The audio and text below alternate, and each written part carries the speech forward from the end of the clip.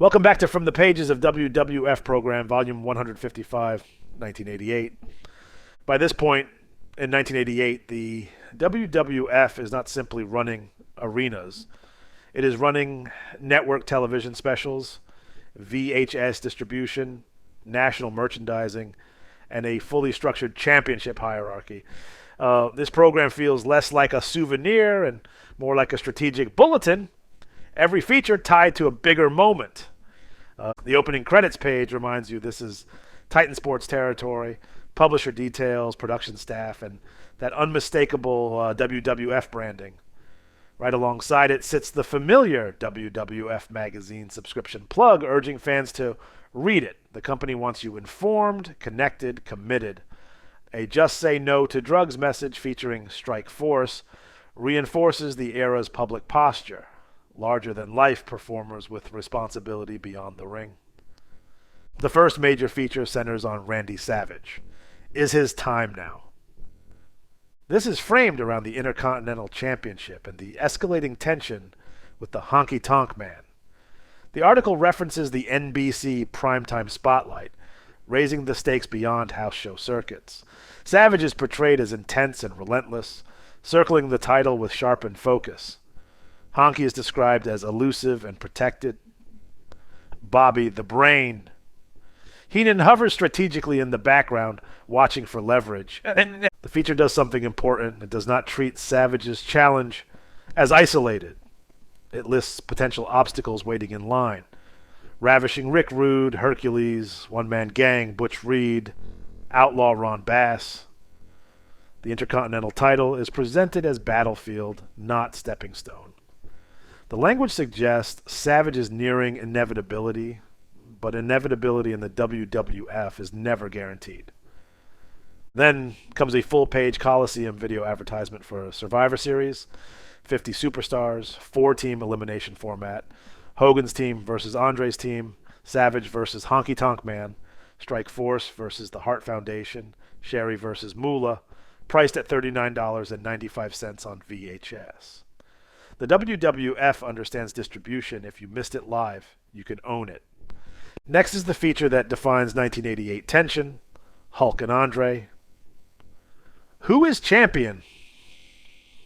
This piece leans heavily into the NBC primetime confrontation. The title dispute lingers. The language is philosophical. Hulkamaniac standing for one side, Andre representing power and dominance on the other. There is emphasis on legitimacy. Who truly holds authority? Who commands the spotlight? The article references One Man Gang as a looming enforcer figure, reinforcing that this rivalry does not exist in isolation. It is layered with alliances. The next full page WWF Magazine subscription ad drives home the ecosystem. 12 issues for $20, 24 for $35. A toll-free number is printed boldly. Wrestling fandom is encouraged to become annual commitment. The tag division takes focus with Strike Force. Shooting stars? Rick Martel and Tito Santana are portrayed as champions under siege. The Hart Foundation remains calculated threat. Demolition stands as raw power waiting for opportunity.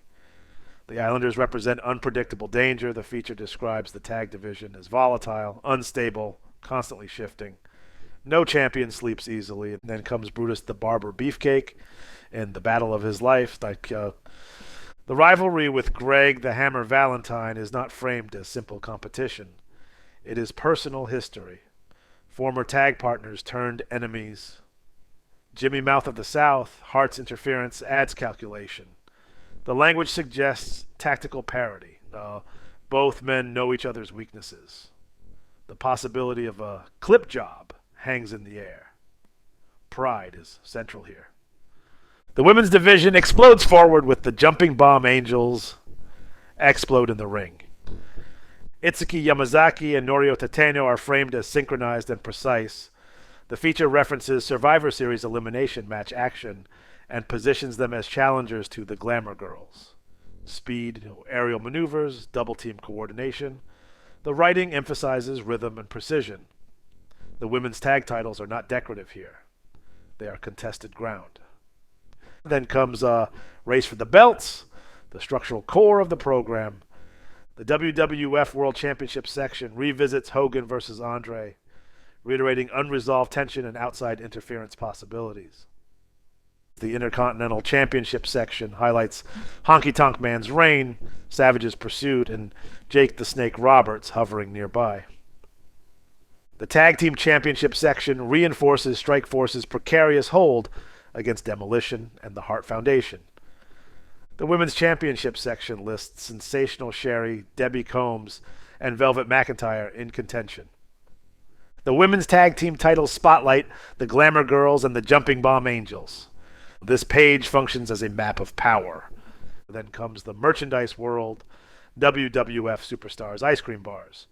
Jimmy Hart endorses them enthusiastically. 6 Superstar cookie tops, available at convenience stores. Wrestling branding extends into freezer aisles. The Keep an Eye on page gives short bursts on Bam Bam Bigelow, Greg Valentine, King Harley Race, Ultimate Warrior, and Demolition. These blurbs function as forward-looking alerts. Watch them. Momentum is building. A full-page Stri-Dex acne pad. Advertisement follows with the blunt headline, "It even wipes out pimples you don't have." The demographic is clear. Young fans navigating adolescence while idolizing larger-than-life wrestlers.